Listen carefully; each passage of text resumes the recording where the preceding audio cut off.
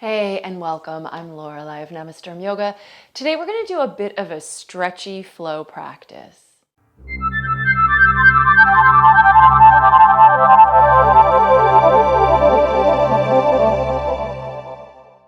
So let's go ahead and start off on hands and knees. We're going to do some cat-cow stretches. I want to focus a little bit on stretching today, but we've got to warm up first because muscles are easier to stretch if they are warm. So we're going to do a little bit of a flow, but it's going to be more gentle, kind of a feel-good kind of practice. This would be a good practice like in the morning or maybe after work when you come home and you want to move your body, but you don't want like a really strong, vigorous practice. I know most people who watch my channel, I think, really like the vinyasa flow classes, and I like those as well, but every once in a while I just need something a little different, you know, for those days. Maybe you don't have quite as much energy or you just want to take it down a notch, but you do want to move. So that's what we're going to do today. This should hopefully feel really good. So following your breath with some cat-cow stretches, and then maybe after you've done a number of those, let yourself change it up and just kind of move your back, your shoulders, your hips, your spine around organically. You might not be following the breath exactly. Let yourself bend the elbows, let yourself shift the hips forward or side to side. Just wake up all the parts, right? We got a lot going on in our back, and really we have, you know, some specific directions, up and down, side to side, rotation, but there's a lot of other variables in there. We can maneuver ourselves in maybe ways that we don't move in everyday life, and that can feel really nice. So give yourself a little freedom here.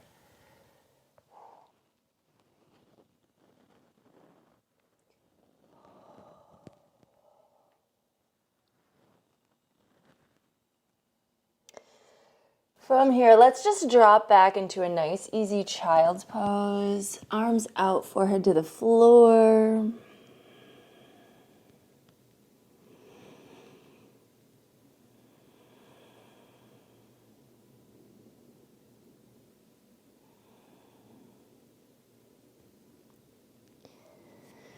And then spreading the fingers, rooting down with the hands and engaging your arms so they lift up off the ground. Lift your hips just a little and tuck your toes under. And then bring your hips back to your heels and really try to lengthen here, even though the toes are tucked under. Your head can hang as well. We're going to come into a down dog. See if you can do this without moving the shoulders forward, just by lifting and starting to straighten the knees. So keep the heart pressing back the whole time as you make this transition. And then once you're up, the knees might still be really bent, heels might still be really lifted, but we're just going to work out one leg at a time, straightening one leg as the other one bends. And so the hips are going to kind of bop back and forth as well, shifting a little bit, but rooting into the hands and elongating the spine. The arms are actively lifting up and away from the floor. Make sure you're breathing here. Use that ujjayi breath throughout if you can.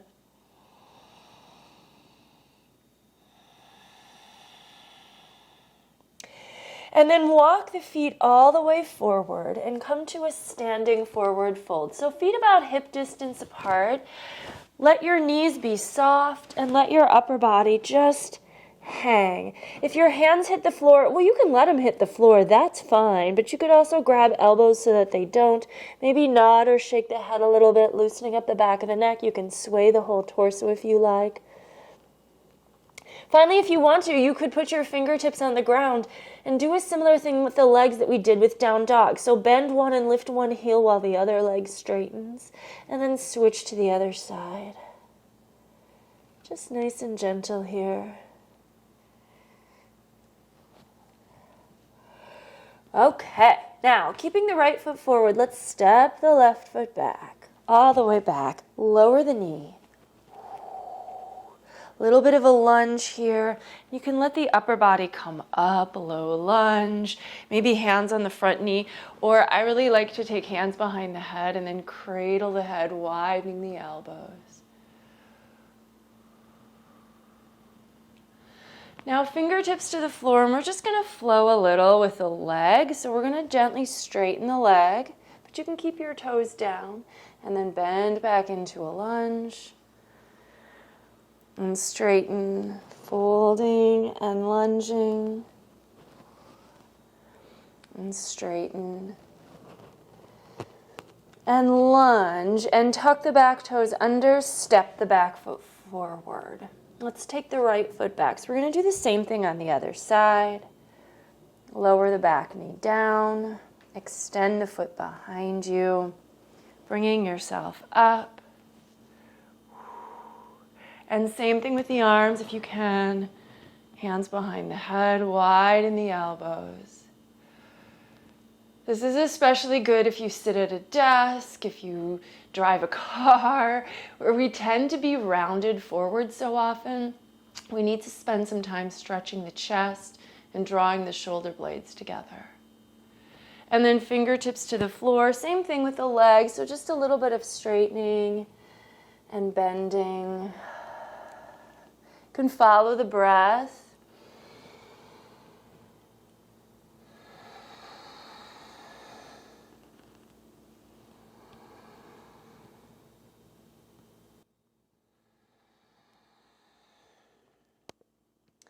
And then we're going to do another little bit of a flow. So we're going to step forward. Feet together. They can be hip distance, that's fine. We're going to step the left foot back. Lower the knee. We're going to straighten the leg. And then we're going to bend the knee. And then we're going to plant the left palm. Take the right arm up for a good twist. And then hands back to the floor. Step the back foot forward. And then the right foot goes back. Lower the knee. Straighten the leg. Lunge into the knee. The right palm plants, left arm goes up. And turning back to the floor. Stepping forward. Let's do the other side again. So one more time each side. Step back, lower the knee. Straighten the leg. Lunge in. Take the twist.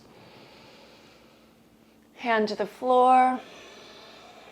Step forward. Step back with the right. Straighten the leg. Lunge forward. Take the twist. Turn to the floor. Step forward. And let's plant both palms and now step to plank pose. Shoulders over wrists. Now we're just going to roll a little from side to side. If this is too much for you, you could do this with knees on the floor, but see if you can do it in a long form. So we're rolling to the left, taking the right arm up. So just like an easy side plank, but we're just going to move back and forth. So not really even holding.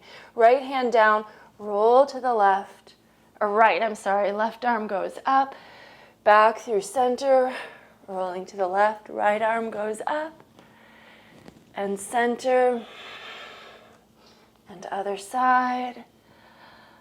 And you can also think about, instead of just rolling to a side plank, you're really like rolling open, so that top arm might even lean back behind you. Back to center, and one more time, getting the last side. And then looking to the floor, maybe bring the knees down first, bring the heart down. Sphinx pose. Elbows under shoulders, forearms in front of you, legs behind you, just a gentle lift here. This always feels so restorative to me. It does open the heart and it does kind of bring the shoulders onto the back, but it's gentle. It shouldn't feel challenging. We're going to add in a little quad stretch here. So if you can, right arm across the mat, bend your left knee, and then just reaching back with the left hand, moving the heel in towards the hip, and this is going to look different for everyone. If you reach back and you can't get that foot, just go ahead and stay in Sphinx, right? So just bending the knee in and of itself, it's flexing the hamstring. When you get the hand with the foot, your hamstring can kind of let go because the hand is doing the work that it takes to, keep that shin up. And then let go. And just switching to the other side. So Support yourself with the left arm. Now, as you're using that arm in front, try not to slump. We're still kind of lifting up, so there's a bit of a back bend happening throughout.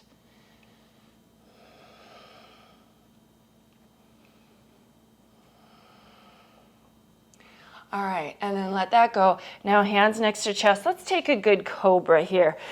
Once again, shoulders shouldn't be forward in cobra, they should be back, and arms shouldn't be locked. The elbows are generally soft so that we're using more muscles than locking joints, and we don't want the shoulders to hunch up to the ears. Soft glutes here. And then once again, downward facing dog.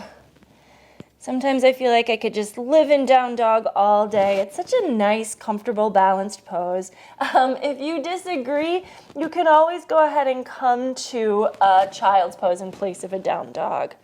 Let's go ahead and walk the feet a little closer. We're going to do a little twist here. So now picking up the left hand, take it to the outer right leg and twist under your arm. Twist's also really nice for the spine, especially if you have like a sedentary life. We just don't tend to move our spine enough. Coming out, switching the other way, right hand to outer left leg. I'm personally pretty new to the sedentary day job. I don't love it, but I do notice how much less I am moving. Take your knees to the floor. And then we're back in a tabletop position.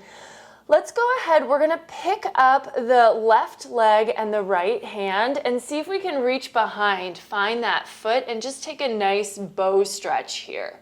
So the bow, meaning that there's like almost like kind of an isometric, the heel is pulling away and the arm is getting stretched and pulled back. Keep lifting the heart and chest, breathing here.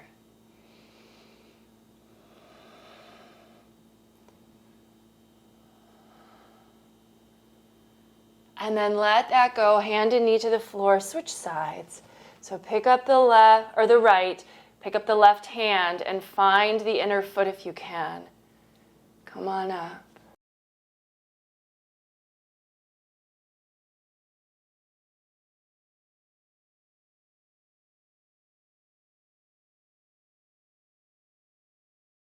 And let that go. Now, bring the knees together.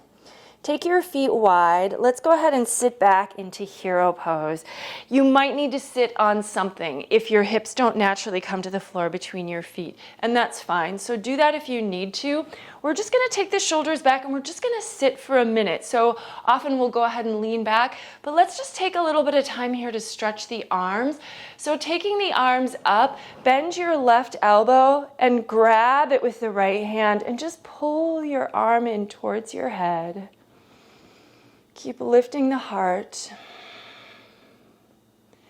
Now, if you're able, you might take that right arm behind you. You want to rotate it in and then bring it behind you, bend the elbow so that the upper or the forearm starts to slide up the back, and you might be able to clasp your fingers together.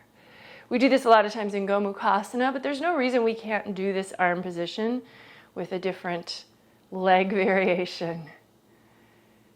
If the clasp behind the back does not work for you, just keep holding your left elbow with the right hand.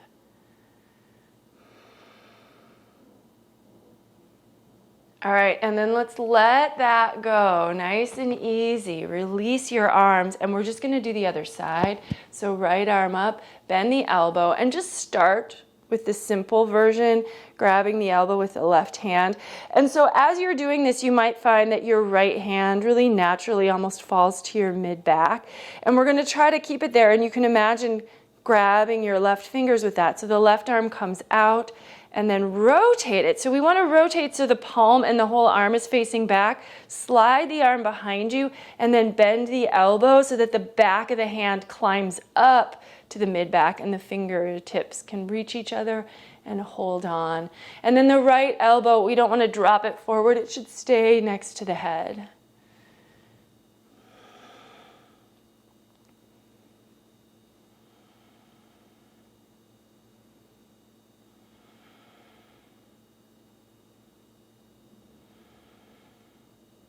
All right, let go of that clasp there.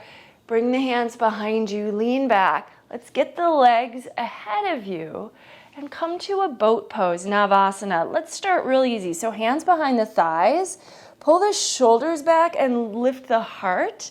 And then keeping that, lift the shins off the floor so that the feet come about level with the knees. You can keep the hands behind the thighs if you need to, but hopefully we're strong enough through the core that we can stabilize this shape and let the arms reach out.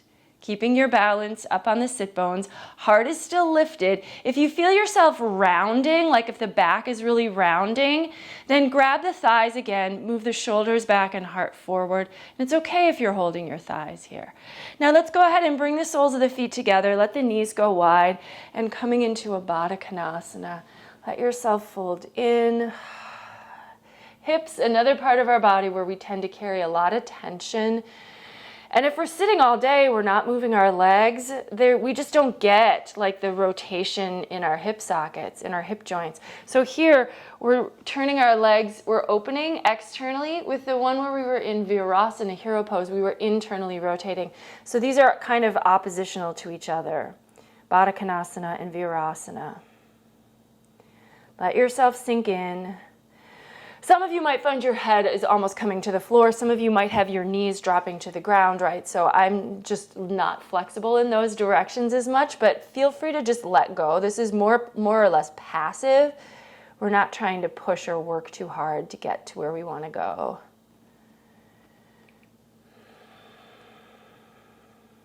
Okay, and then come back up now if you can. Grab the right big toe with your right fingers and let's just take that leg straight up. Just lift it. The leg should be pretty straight. Now, if you're able to, I encourage you, use your left hand to help you straighten the left leg out. And now that left leg is a bit of an anchor.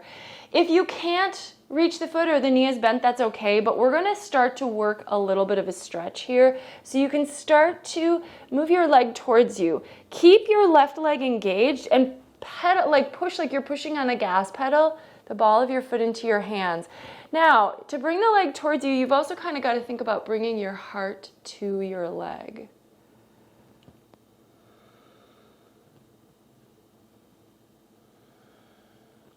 Now from here, can we take the right hand to the inner foot and take the left hand behind us and twist. Push the foot into the hand. Breathe. Almost like you're trying to push the back of the left hand behind you to really rotate the body.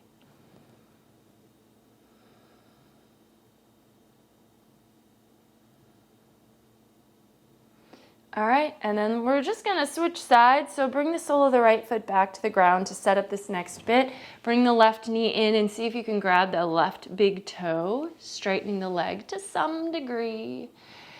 And then leaning back a little bit, straighten the right leg out and use this as nice and supportive. And then you can bring both hands to the foot, pushing the ball of the foot into the hand, and then using the hands to assist, to help, but not to force. And then again, moving the heart towards the leg as much as you're moving the leg towards the body.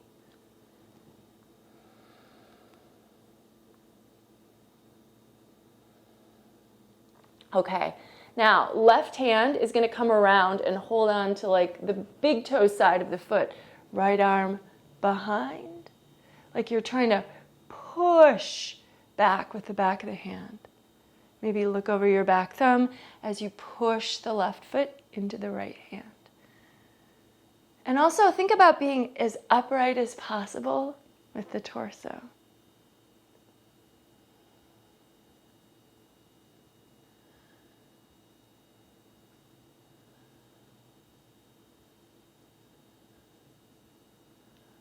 All right, coming back, letting go. Bring the feet to the floor. Bring the hands behind you. We're going to lift the hips and just try to point the knees to the ground. The hips are going to come to the heels. You can keep your chin in, but it sometimes feels good to let the head come back. This isn't a yoga pose exactly, but I do love this stretch. Stretching out the front of the body, really from your knees to your neck.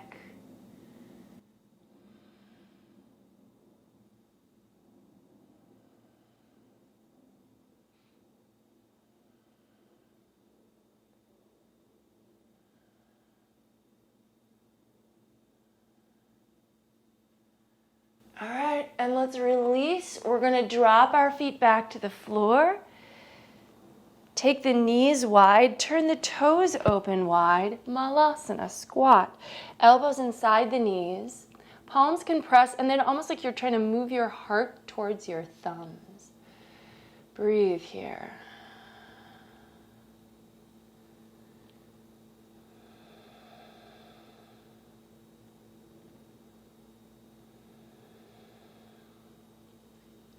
Bring your palms flat to the floor, and we're going to straighten up the legs. So we're not coming to crow pose. I mean, you can throw one in if you're feeling it, but we're just going to parallel the feet now and start to lean your weight a little bit towards your palms. Lift your heels, push down, let your head hang. Maybe take the left leg into the air. You can do the right, it doesn't matter.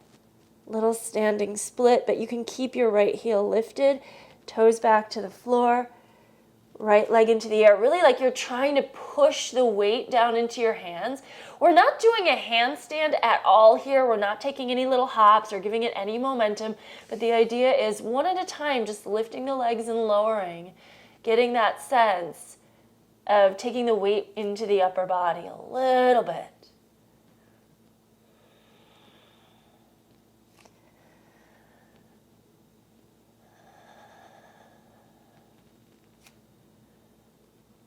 All right, and then let's take the knees to the floor, and now let's take a camel pose, Ustrasana. So a good back bend here, hips over knees. You might tuck the toes this first one so that the heels are really easy to reach with the hands, or may not be really easy, but easier.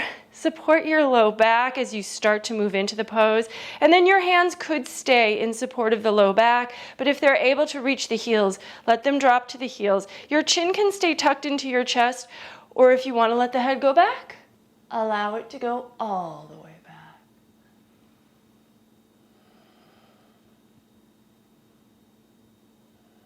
Keep your hips over your knees.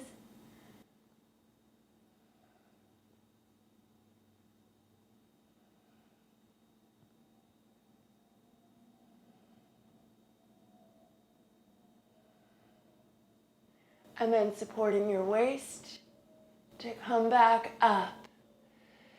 Now let's drop the hips to the heels, and I'm extending my toes again.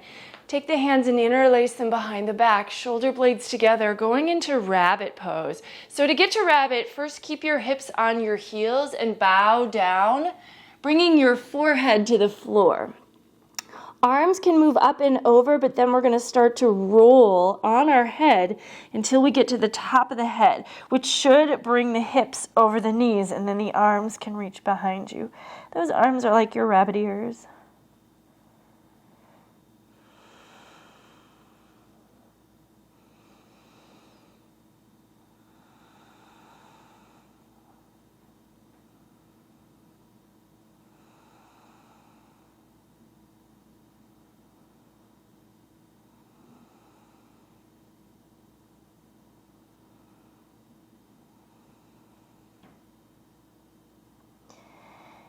And release down.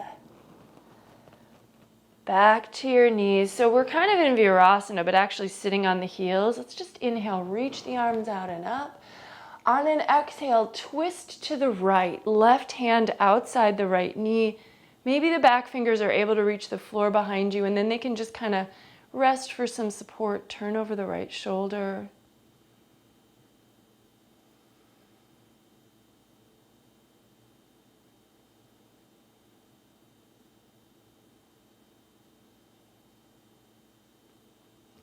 And then inhale, reach the arms, switching directions. Right hand outside the left knee.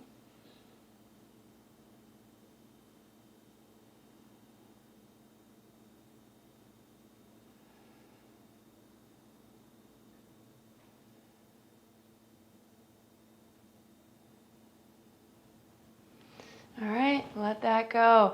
Let's come back to downward facing dog. So hands to the mat, tuck the toes, lift the knees and hips. We're going to take the right leg into the air now. Open the hip and bend the knee. Point the knee to the sky. We're going to set up for a pigeon stretch.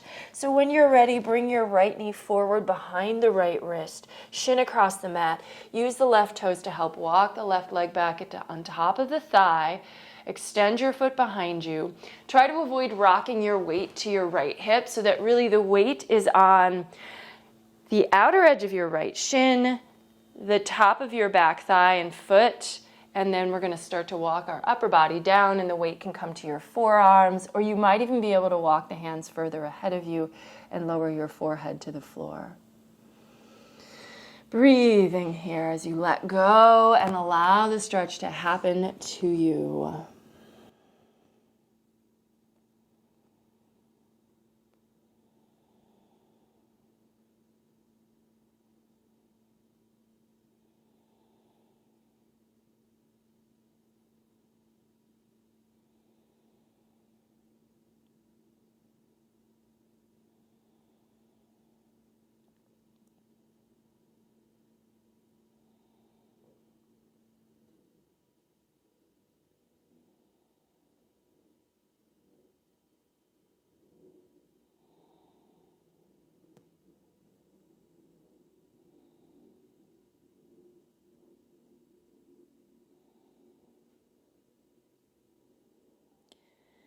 And coming up, when you're ready, plant your palms and step to downward facing dog again. If you'd like, you might choose to shake out your right leg a little bit, twist it around, and then we'll do the other side. So take that left leg up, opening the hip, bending the knee for a moment, and then bringing the knee forward so it ends up behind the left wrist with the shin across the mat. You know, same setup as on the first side. Symmetry and all of that. Walk the back leg back. Adjust your alignment and position so that you know you'll have a nice stretch.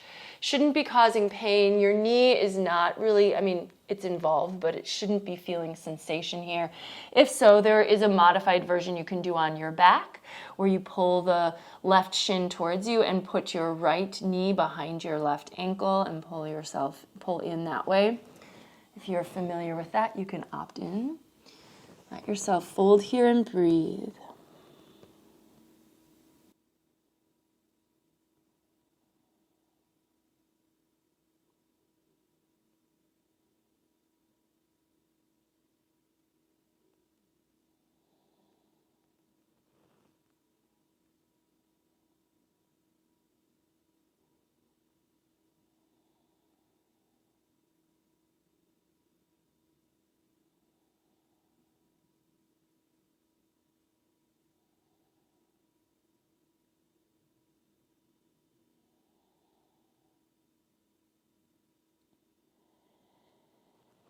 And taking your time, coming up, rooting the palms, tuck your back toes, stepping to down dog, and maybe shaking out your left leg a little bit here.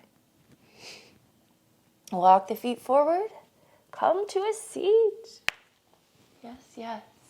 Take the right leg out, tuck the sole of the left foot in, angle your body to your right leg, arms up, Janu Shirshasana.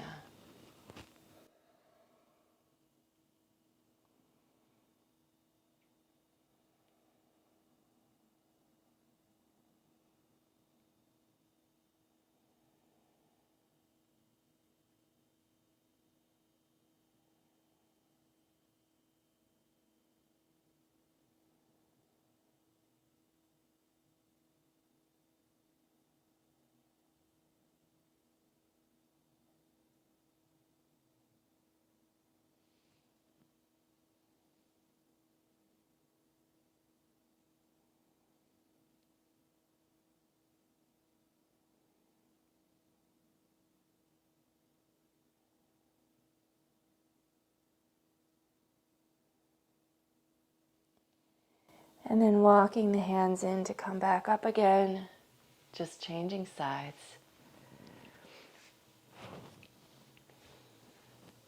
Reach the arms and fold.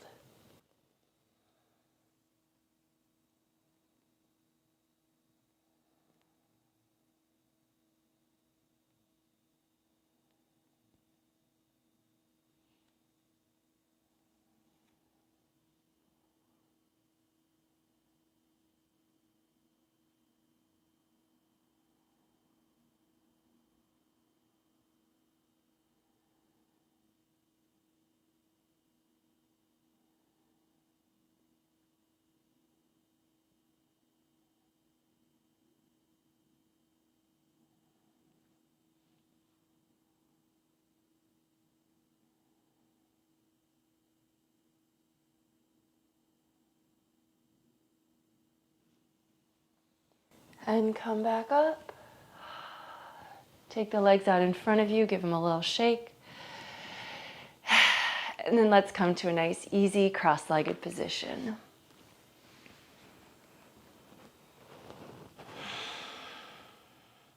Inhale, reach the arms out and up. Exhale, palms together in front of the heart. Close your eyes, tune into your breath. Take a moment here to just check in with yourself, see how you're feeling. I think there can be value in just noticing the shift that happens in you from the beginning to the end of your practice.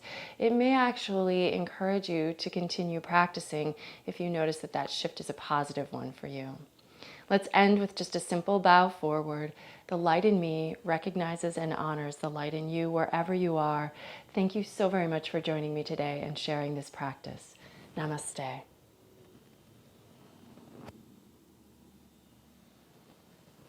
All right, well, if you've got a little extra time, take a few minutes in Shavasana. So coming to your back for a corpse pose can really help to complete your practice.